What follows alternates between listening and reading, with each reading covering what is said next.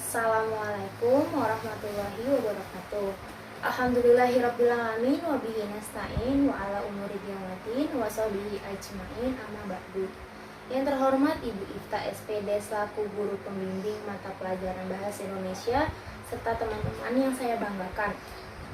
Pertama-tama marilah kita panjatkan puji syukur kepada Allah Subhanahu wa taala yang telah melimpahkan nikmat dan karunia-Nya kepada kita sehingga dapat bertatap muka walau hanya via online atau daring dengan keadaan sehat walafiat. Salawat serta salam semoga tercurahkan kepada junjungan Nabi besar kita, Nabi Muhammad SAW. Pergi ke lapangan menggembala keledai, membawa unta ke tengah gurun. Sebelum pidato saya mulai, izinkan saya membacakan pantun. Pergi belajar dengan guru matematika.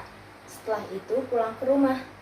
Sebelum acara saya buka, mari bersama-sama membaca basmalah. Hadirin yang berbahagia, pada kesempatan kali ini, izinkan saya untuk berpidato tentang pentingnya pendidikan karakter serta membangkitkan semangat generasi muda Indonesia. Sekarang ini banyak sekali tindakan kriminal yang dapat dengan mudah kita jumpai baik melalui siaran televisi maupun hingga dengan mata kepala kita sendiri. Seperti maraknya tindakan korupsi, kolusi, dan nepotisme yang terjadi di lingkungan pemerintahan, BUMN, maupun perusahaan swasta. Apa yang kita dengar dan lihat tersebut mengacu pada satu hal yaitu karakter. Persoalan lainnya yang tidak kalah seriusnya adalah praktik-praktik kebohongan yang terjadi dalam dunia pendidikan, mulai dari mencontek pada saat ujian hingga plagiarisme. Jika menjadi peserta didik saja sudah terbiasa dengan hal tipu menipu atau memanipulasi ujian, bagaimana jika ia telah lulus dan bekerja? Bukankah hal tersebut akan melahirkan para koruptor baru? Bisa jadi itulah sebabnya korupsi seakan menjadi tiada matinya. Beberapa faktor tersebut menunjukkan betapa pentingnya pendidikan karakter bagi generasi muda Indonesia. Generasi muda adalah generasi yang akan menjadi penerus bangsa yang diharapkan mampu menjadikan Indonesia menjadi bangsa yang unggul. Pendidikan bagi generasi muda Indonesia sangatlah penting, karena generasi muda ini nantinya akan menjadi tombak pembangunan bangsa yang diharapkan mampu memberikan teladan baik, sikap maupun tingkah lakunya. Mereka tidak hanya harus cerdas dan pandai secara intelektual, namun mereka juga harus cerdas dan pandai dalam moralnya. Pendidikan karakter tersebut dapat terwujud dengan mengajarkan 4 aspek dalam pendidikan generasi muda Indonesia, yaitu yang pertama, ada kecerdasan spiritual atau SQ, yang kedua, kecerdasan intelektual atau IQ, yang ketiga, kecerdasan emosional atau EQ, dan yang keempat, kecerdasan sosial. Yang mana keempat aspek tersebut, apabila diajarkan dalam pendidikan karakter bagi generasi muda Indonesia, akan membentuk pribadi yang berkarakter baik dan santun. Pendidikan karakter dapat dilakukan melalui sekolah, formal maupun non-formal. Mengingat pendidikan merupakan salah satu cara yang efektif dalam pembentukan karakter bagi generasi muda Indonesia, sebenarnya pendidikan karakter tidak hanya diberikan kepada generasi muda saja, namun harus juga dapat diberikan kepada seluruh WNI atau warga negara Indonesia, demi tercapainya karakter bangsa yang sesuai dengan nilai-nilai Pancasila. Generasi muda yang diharapkan mampu memiliki kepribadian yang baik, maka diharapkan juga peran orang tua dan guru dalam pembentukan karakter generasi muda Indonesia. Contoh-contoh hal kecil yang dapat diajarkan seperti membuang sampah tidak sembarangan merupakan salah satu tindakan pengamalan, kedisiplinan, dan tanggung jawab untuk menjaga kebersihan lingkungan sekolah. Tidak mencontek, tidak terlambat masuk sekolah.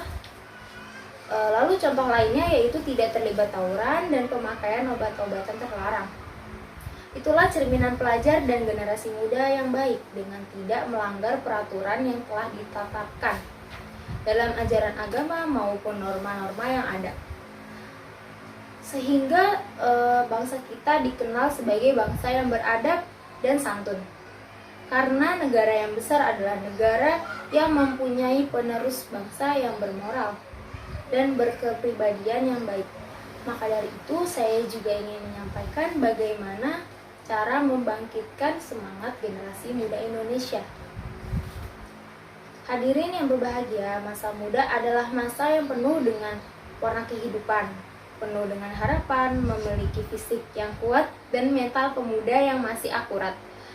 Pemuda laksana bara api yang berkobar. Pemuda juga melambangkan semangat yang tidak pernah redup, kekuatan yang tidak pernah luntur, bahkan keberanian yang tak pernah hancur. Oleh karena alasan itu, Presiden Insinyur Soekarno pernah berkata, "Berikan aku 10 pemuda, akan aku goncangkan dunia."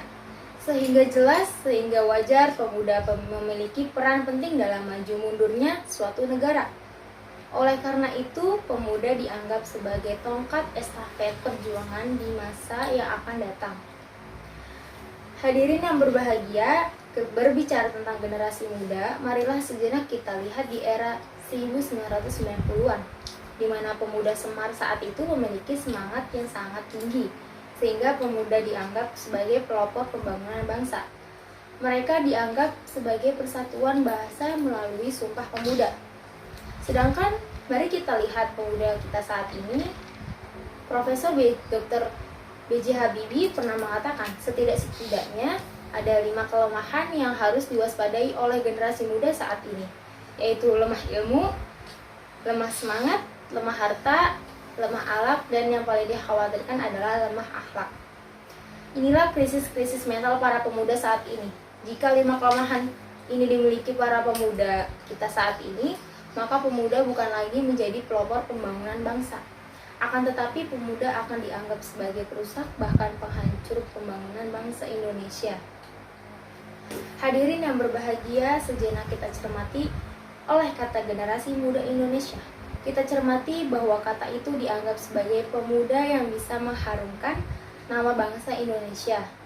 Pemuda yang dianggap dapat mewujudkan cita-cita bangsa. Namun, kita lihat belakangan ini banyak para pemuda yang mudah terbawa oleh arus dampak negatif globalisasi. Mereka mudah terjerumus oleh perjudian, pergaulan bebas, dan sebagainya. Indonesia tidak membutuhkan generasi pemuda yang pemalas, tetapi yang dibutuhkan adalah jiwa-jiwa nasionalisme yang inovatif dalam berpendapat, bertindak, dan berani bertanggung jawab.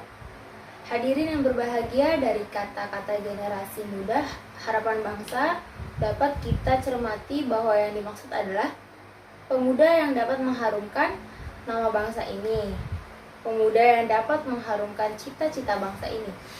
Namun, sayang belakangan ini kita lihat banyak para pemuda yang mudah terjerumus oleh nafsu duniawi.